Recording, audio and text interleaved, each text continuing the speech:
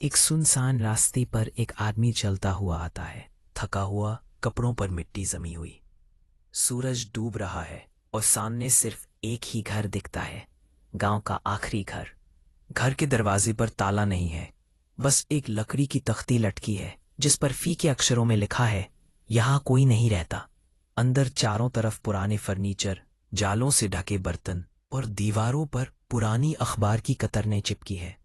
हर Qatar में किसी न किसी के गायब होने की खबर छपी है, पर सभी की तारीफें आज की ही होती हैं।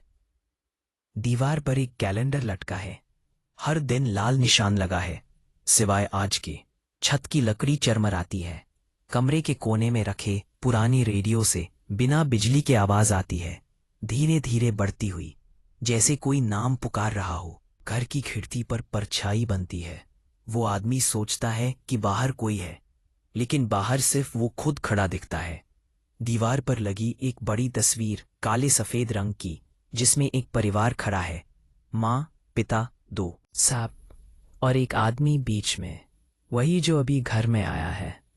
तस्वीर के कोने पर धूल से ढका एक शब्द लिखा है, वापस।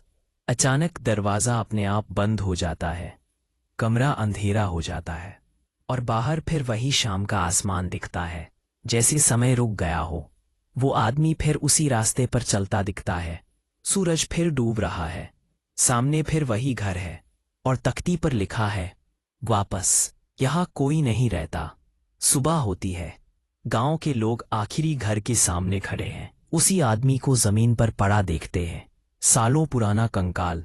घर के दरवाजे पर अब तख्ती पर कुछ नया लिखा है, अब एक और आ गया। सूरज फिर डूब रहा है, दूर से कोई और आता दिखता है, थका हुआ, मिट्टी से लिपटा। घर के दरवाजे पर अब 3 शब्द चमक रहे हैं, यहाँ सब रहते हैं। कुछ घर खाली नहीं होते, बस अपने अगले मेहमान का इंतजार करते हैं।